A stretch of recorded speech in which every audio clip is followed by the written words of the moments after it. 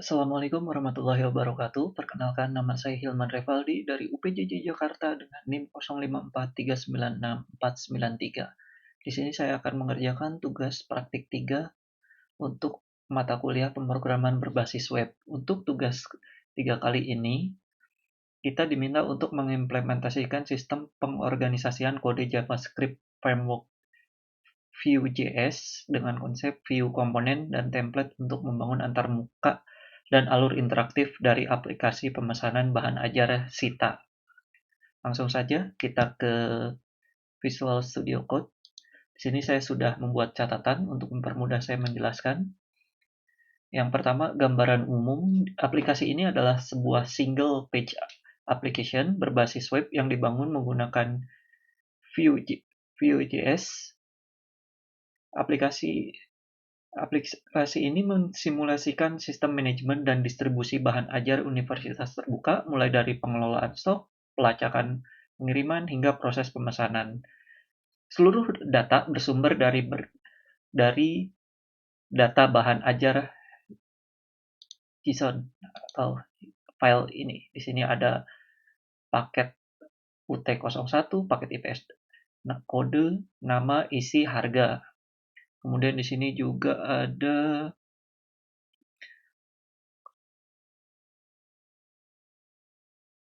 di sini juga ada untuk tracking. Di sini ada nomor, NIM, nama, UPJJ, ekspedisi, tanggal kirim, paket, total, status, dan perjalanan.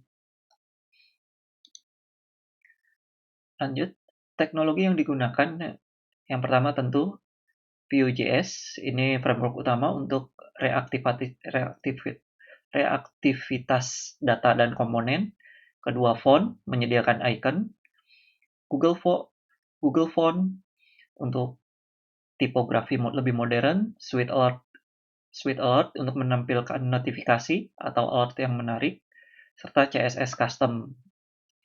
Di sini struktur datanya bisa dilihat lebih jelas. Di sini ada beberapa folder. Yang pertama ada folder aset yang terdiri dari folder CSS dan image.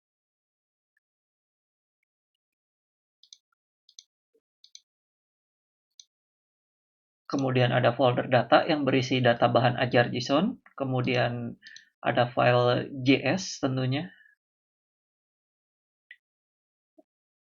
Lalu ada folder template yang berisi HTML atau tampilan-tampilannya, serta file index. Alur kerjanya adalah sebagai berikut. Index HTML memuat semua library, lalu memuat JS secara berurutan. App.js dipanggil paling akhir agar semua komponen sudah terdaftar saat view root diinisialisasi. Langsung saja kita coba jalankan. Nah, berikut adalah tampilan dari website yang sudah saya buat. Yang pertama ada menu stok bahan ajar. Nah, di sini ini ada filternya. Untuk filter kategori ini akan off, tidak bisa dipilih jika filter UT daerah tidak dipilih. Ketika UT daerah dipilih, misalkan Jakarta, maka kategorinya akan muncul, misalkan semua. Dia akan muncul semua stok yang berada di UT daerah Jakarta. Ketika di reset, data grid-nya akan memunculkan semua. Selain itu, kita juga bisa mengedit stoknya. Misalkan untuk yang manajemen operasi ini kosong, kita edit di sini. Misalkan kita edit 5.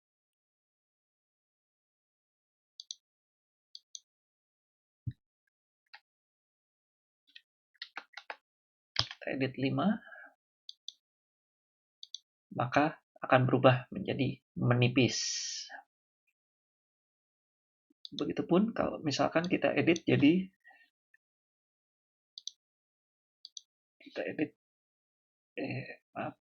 yang tadi manajemen operasi kita edit menjadi 10.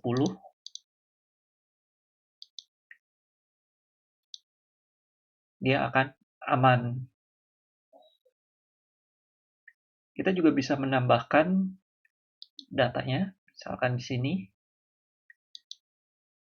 sini untuk menambahkan, misalkan kita ambil dari data jar saja.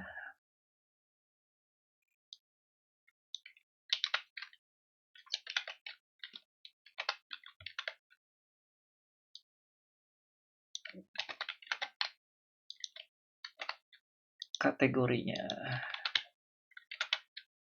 mata kuliah wajib, kita coba Padang, lokasi raknya misalkan RA1.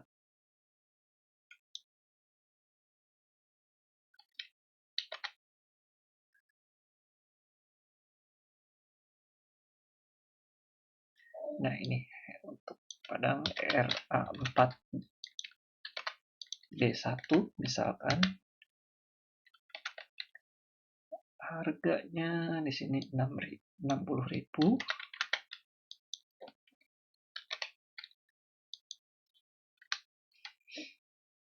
Safety stoknya kita buat 5 dan kuantitinya 5. Ketika kita tambahkan akan muncul pengantar akuntansi mata kuliah wajib Padang RT R4 D1 5 buah aman.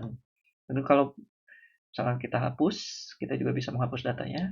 Kita hapus, konfirmasi, hapus, dan file terhapus. Lanjut untuk menu selanjutnya adalah delivery order.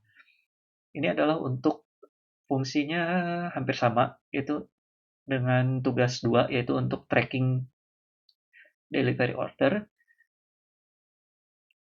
Kita sebagai contoh, misalkan kita hanya saja ada tambahan, ini ada drop down, kita bisa tracking berdasarkan nomor DO maupun NIM. Misalkan kita masukkan NIM, misalkan 1, 2, 3, 4, 5, 6, 7, 8, 9. Ketika kita cari, dia akan muncul paketnya. Kita juga bisa reset, semua akan muncul.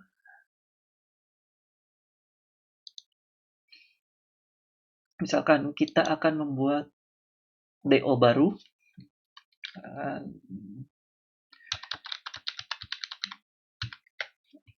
pakai nama saya.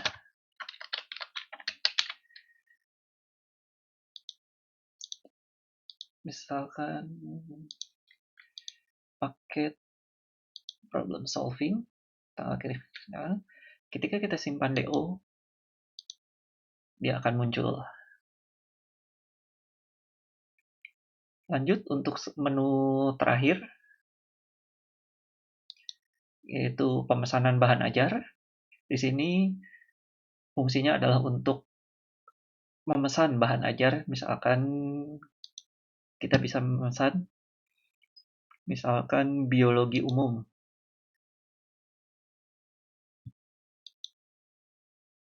Misalkan jumlah pesanannya 10. Terakhir ke UPJJ misalkan Jakarta. Ketika kita klik, maka akan bertambah total pesanan.